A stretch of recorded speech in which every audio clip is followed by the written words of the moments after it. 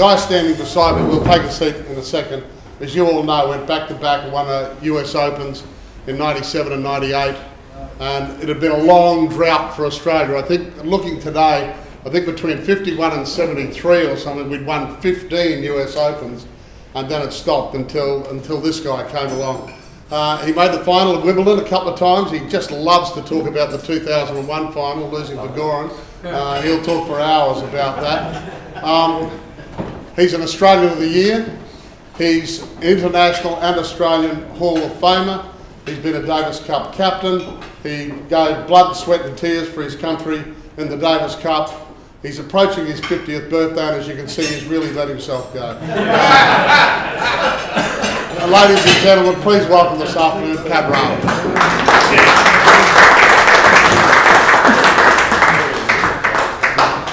Hello, mate. How are you? Good to see you again, Pat. It's been a while. It has been a while. Well, I mean, you're hanging out with the R&F now, the rich and famous down at Byron Bay, aren't you? I'm going on that TV show too. Oh, yeah? Yeah, it's going to be sensational. What a good quality show. But Paddy and I go back to the mid-90s, the Jack Newton Classic when we first met. And it's a wonder we both survived. There were some fun days. I remember running into you at Milton when you said, if I can get myself a decent backhand, I might make some money out of this. Well, you obviously found the backhand, and you found a hell of a game. I mean, you started a little bit like the Shark in Mount Isa, didn't you? Yeah, and I asked him when I saw him, whenever many years ago that was. I know you're close with Sharky, and I said, how long did you spend there? And he said 3 months. He was born and left by then, but I had 8 years there, and my parents were there 17 years. I recently had just my checkup, and I did all my bloods and everything, and they came back and said, you're very, very high in lead. And I do know in Mount Isa they ask you twice a day to wipe down all your tables and all your food and everything like that, because those stacks, the smoke stacks, still dump on the houses. So I presume it was Mount Isa days. And there was 9 siblings. I mean, it would have been scratch, kick, bite, and do anything to get a piece of toast at the dinner table, wouldn't it? Yeah, and some of my brothers were a little more aggressive, and I decided I'd be cheeky, and cheeky didn't really work with older brothers, so you get a punch in the head pretty quick. But you know, we always I gave it a crack. So I have 5 brothers. My mother actually had 10 children. She lost her 9th at birth, and then had another one. So, and they're all still alive, living on the Sunshine Coast. And I'm the only one out of there. And I've got to say, I mean, at the height of your career, they were as loyal as you'd ever get, weren't they? They protected their baby brother. Oh yeah, my mother was like that chicken, you know, that mother hen. Yeah. And you could do no wrong, and you know, you'd be up to no good. And if you got on the wrong side of my mother, she'd let you have it, regardless of what we did. And she's still like that to this day. But the family structure was really important, mate, and we all know it's nice to have that family support, and I was very lucky to have that, especially one of 9. My mother would go along with me to tennis tournaments on the weekends, so we lived in Yamundi, so we moved from Mount Isa to Yamundi in 1980 for the next 4 years, actually next 6 years, yeah, pretty well, yeah, next 6 years was going backwards and forwards to Coops Tennis Centre in Castletown on Tuesdays and Thursdays, and Mum picked me up from Noosa High at 3 o'clock and drive me, and then get back at 8:30 at night, and then obviously get the food and everything ready for the kids and everyone else who was there. So a few had been out at college and uni by then, but the younger brothers and things, they didn't really have their mum around as much as, you know, the older kids had. So there was a big sacrifice from the family, and I was known as the golden child, and I still give you shit about it, and it's well deserved. I mean, they are, and there's a lot of parents in the room, they are underappreciated. I had a wonderful night on Wednesday night with Anna Mears at Tatterson's Club, and I was due to do the interview for about 35-40 minutes. We went an hour, you could have heard a pin drop in the entire room, and they lived at Middlemount, and they used to have to take her into Rocky to go cycling. And it was, I don't know where Middlemount is. Well, it's a long way inland, yeah. And it was hours round trip, and she said, forever I'll be grateful for what my parents did for me for my career. It was never a sacrifice for the parents though, it was what you did for your kids. And And I don't know what it's like now. Obviously, some people feel like it's a sacrifice, we're doing this, and they make the kid feel guilty, but it was never that.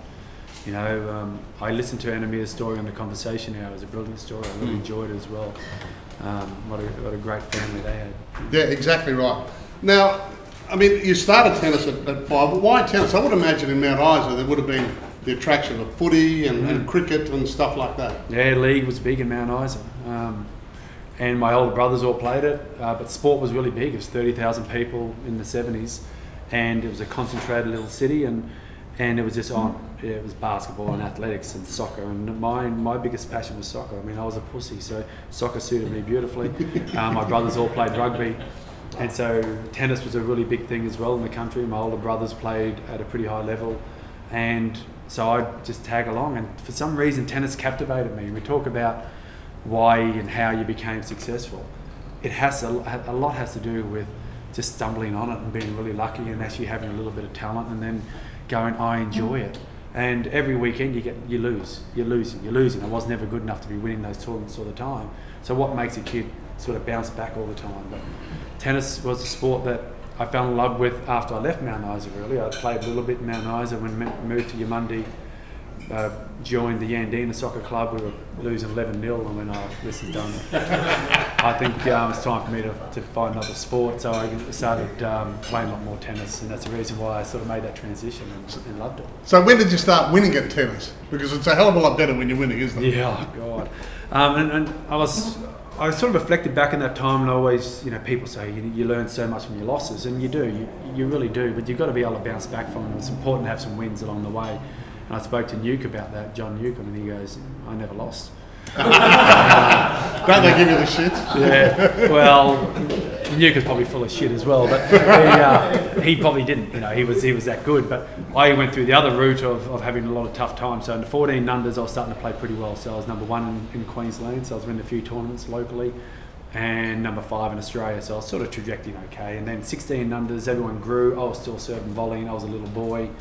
And I couldn't even make the state team, and even one kid pulled out and I still didn't make it. So I was number 5 in the state, losing first round of the nationals tournaments. And then 18 unders, I was number 2 in the state and number 10 in Australia, and that's in Australia for juniors. So all the kids, but we had a really strong year. So 4 of the kids who were actually younger than me, who were beating all of us, they were also the best in the world. So we had 4 of the 5 top world juniors at that stage. Josh Eagle, Paul Kildare, Grant Doyle, Jamie Holmes, Stephen Gleeson, who got to the final. There you go, never went on. So Josh Eagle made a career out of doubles, Grant Doyle got to 180 in the world, who was 16 and unders, 16 years old, winning Wimbledon, US Open, winning all the majors as a junior. And so they didn't make that. So it doesn't necessarily mean that's your stepping stone to success. It is nice. They were getting contracts at 16. They were getting $50,000, $60,000 a year, which was quite nice for them. And maybe they thought they'd made it. And that junior mentality doesn't necessarily transition into seniors either. So you become this big fish in a small pond. Your game doesn't develop. And I was just talking just before to some of the guys. Just hit with a boy on Wednesday, and they said how good was he. He's a boy from New Zealand who's one of the better kids in juniors, and I said I don't know how he's going to make that transition. Yeah, he's pretty good, but I said how's he going to beat that next kid? I said, is his mind good enough to work out how to work on that little slice backhand to maybe give a point of difference to his game? Is he smart enough? Because he's probably not going to be the best hitter in the world, but he's going to have to have some guile about himself. So I don't know if he's good enough to do that. So I can't tell. So when Grant Doyle was winning junior Wimbledon, junior US, junior whatever he wanted to, at that stage you can't really tell if he's going to make that transition. He wasn't good enough. So how did you make the transition? Yeah, I don't know.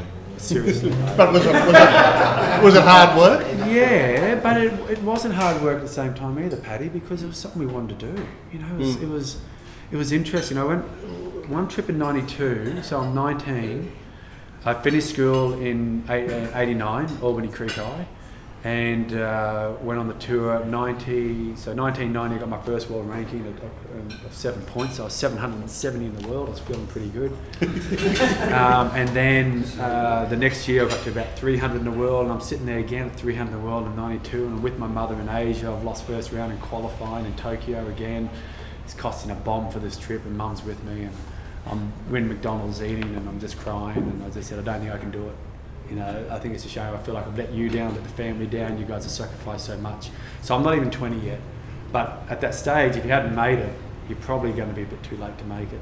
So she just said, you owe us nothing. You know, we've enjoyed watching you have a crack. And I said, I get this one more year. And you know, but for me, I actually took the expectation of what success was a little bit. Success at that time, at that stage in my mind, was being top 20 in the world or top 50 in the world. But success actually isn't that. Success is being the best you possibly can be. And it took me a little while to work that out. And then I just said, Mum, I'll give it one more year, and I gave it everything. And left nothing there. And and that's when I had the breakthrough. I qualified at Wimbledon, got to the third round, and got to play Agassi on centre court, and actually won a set off him, and I carried on like the biggest wanker. I won the second set, and like I won the match. I do remember it. That's pretty embarrassing. And I lose the next two sets, 6-love, 6-2. You know, and it's just your learning thing, you know. And then I went through to America, won a little small tournament over there, then qualified and beat Sampras in Indianapolis, got to the semis, and then all of a sudden I was away. And once you're up there, it's not that hard to stay there unless you do the hard work. Yeah, I went from 20 in the world back to 80 in the world. Just hard work, commitment, just being tougher, mentally stronger. I had a mate who trained twice as hard as I did, and a boy from Adelaide, he got to 500 in the world, had no talent whatsoever. But God, the guy trained and worked so hard. Now runs $1 billion company, a roads company. And you just sit there and there's no secret. You know, hard work in tennis or sport or whatever it might be in life is going to have success down the path somewhere at some stage. Yeah. So, I mean, we see now, and they've dominated for so long, Federer, Nadal, Djokovic.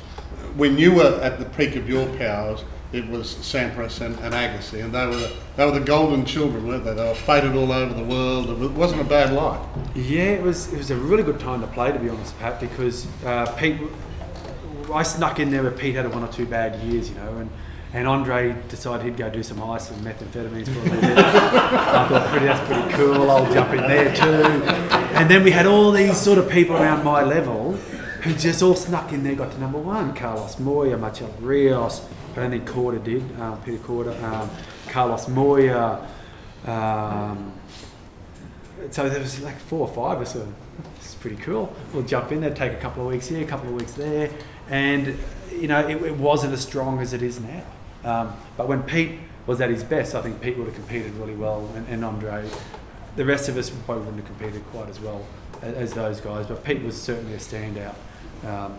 In our time, is the one player that I hated to play because we just matched up really ugly. So at the end of the day, tennis is entertainment. People are paying to watch a match, and geez, it was shit house.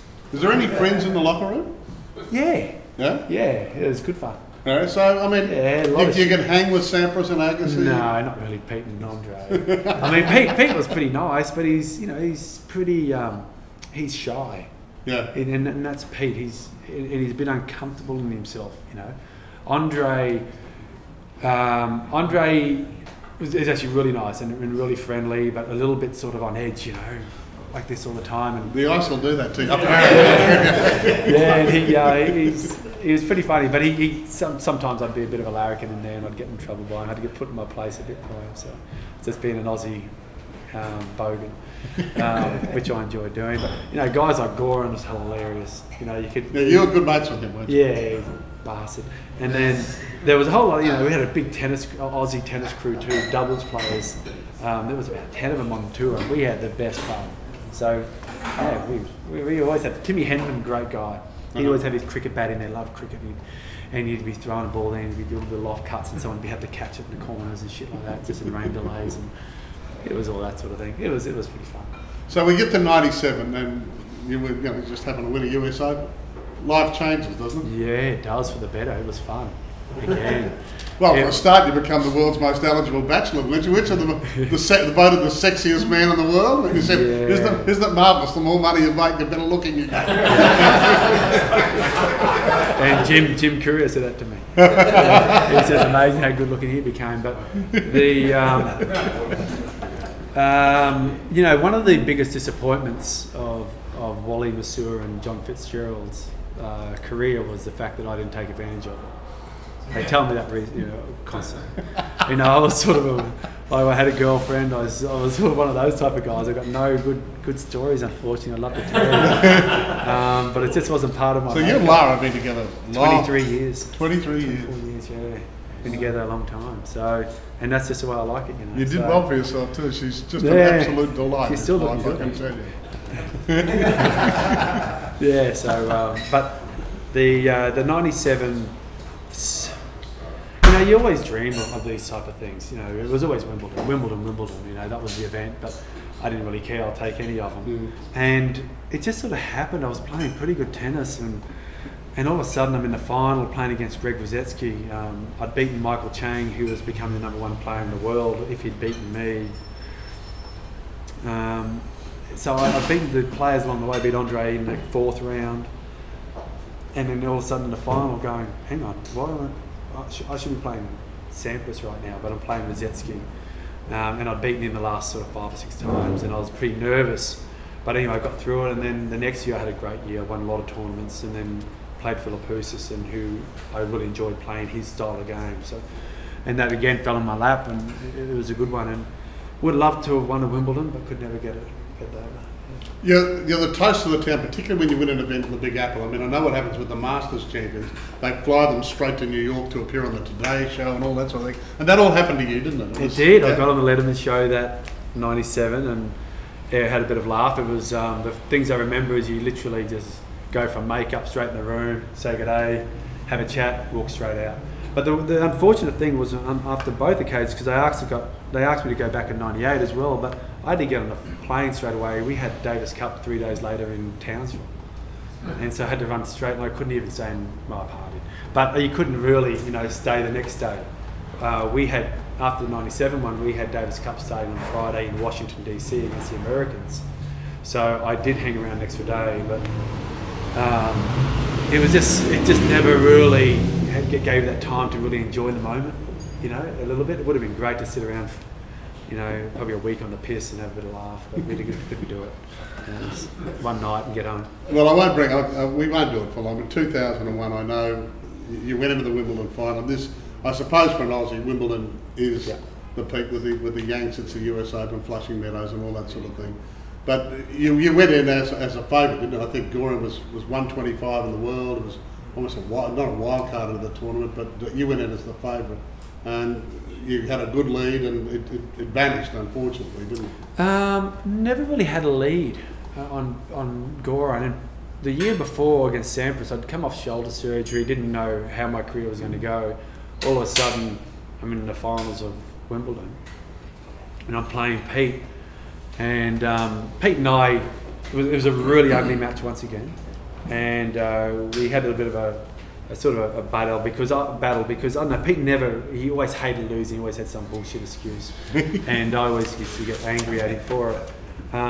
Just let me have one. I'm not as good as you. It's all right, mate. Don't feel so insecure. But got him in the finals there in 2000, and I was up a set, and so I won the first at 7-6. No one's broken serve yet. Ugly as shit, as I said. And in the tiebreaker, I've just broken him twice to go up 4-1 in the tiebreaker serving. He's starting to whinge about ankles, and I think I've got him here at this particular stage, and I've just choked off. I've done a really bad choke. My heart rate went to 1,000, played an average point, did a double fault.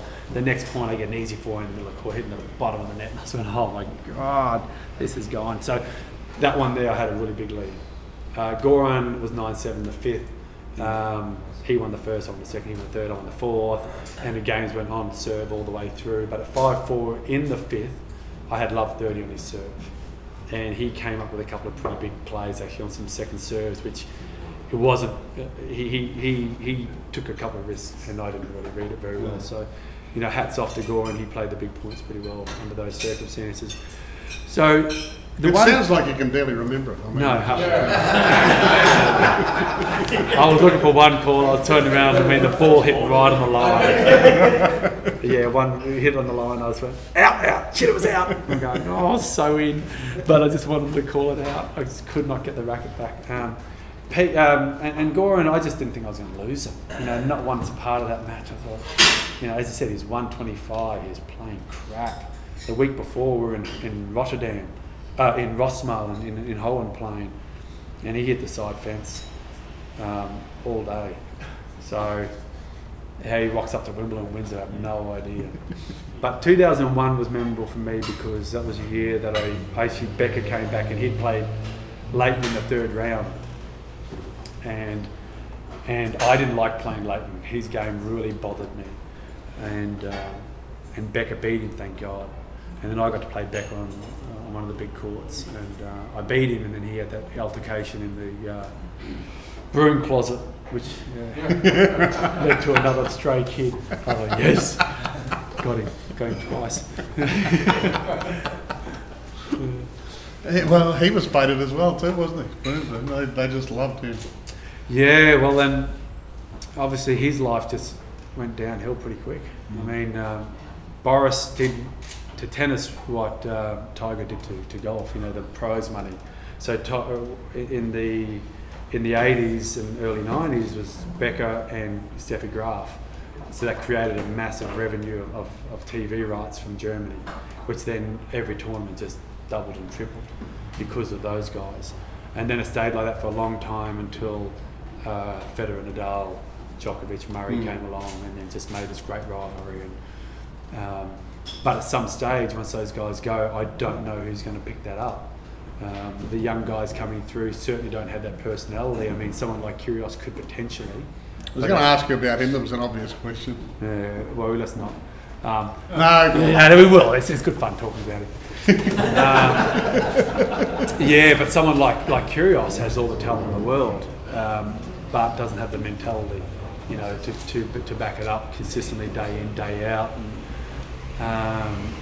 But as a player, wow, he's amazing. He certainly is amazing. So you've been his Davis Cup captain, etc. Yeah, and then after Davis Cup. Loose cannon? Oh yeah. After Davis Cup, then I went to do performance directing of tennis in Australia. So that became a bit more confrontational with the players in some ways. So with Tomic, it was, during Davis Cup was tricky, but with Kyrgios, then some of the misdemeanors and things he was having off court through social media and things, then got back to me. Then I had to go confront him on, which he wasn't going to. He was denying, telling me to get stuffed and all this sort of thing. So, unfortunately, my job then with Tennis Australia was, well, guys, whose side are you going to take? And they said, well, we'll take Kyrgios. And I said, that's fine, I'm out of here. So there's no real role for me in that either. But he's an interesting kid. He's young, but not young anymore. He should be number one in the world if you ask me. I think he's an amazing player. Ash, quick word on Ash. Ripper. You know, she comes across as you see her. She the one thing about Ash, which a lot of people don't know, is that she, on the court, she can, you know, when she gets all really quiet and you can see her game start going downhill, she starts rushing. She gets really pissed off and her game goes to the shits. She has to learn to take a breath, get her composure back, and start fighting hard because she can get a little bit soft in those pressure situations. But as a talent, as a player, and as a girl, I love Ash. I've got a lot of time for her. It's really interesting though. I just can't. I didn't think she'd win a French Open. I didn't think that was her game. But she's just again playing great clay court tennis, and she's going to go into the French Open as one of the favourites. But to me, grass is just tailor-made for her. Her little slice backhand is brilliant, and she wants Wimbledon more than anything. So let's just hope and that in the next couple of years she can get at Wimbledon, because right now the women's draw is pretty open for her. No, I could talk for hours, but guys, a couple of questions from the floor. Yeah, Pat, I'm almost 50, maybe like yourself, that vintage. I used to watch you when I was growing up as well. Quite interesting to follow your career and sort of, you know, you did your thing with Wimbledon. I was captain of the Ballera under-13s football team, so it's much the same. In fact, but in any case, I was just wondering how you translated moving from, I think it was touched on before, being a sport and you talk about working hard. Oh, okay. How have you taken that, you know, with dedication in tennis to post-tennis life, and how have you applied what you've learned in that in business Yeah. and whatever your activities are? Well, it takes me back to a little bit what Tim said earlier about that process of finding a purpose when you finish. To me, I just couldn't wait to finish. I wanted a family. I thought life's not about playing tennis. So for me, I was looking for a break, and my body needed a break, my mind needed a break. So it was a really great transition. I loved retirement and no regret one day of it. I fell straight into it. I had a kid straight away. And that was what life was about. I was just starting to see it. Hey, well, I've had 21 gap years, so I'm continuing on it and I'm loving it. And I won't stop with it.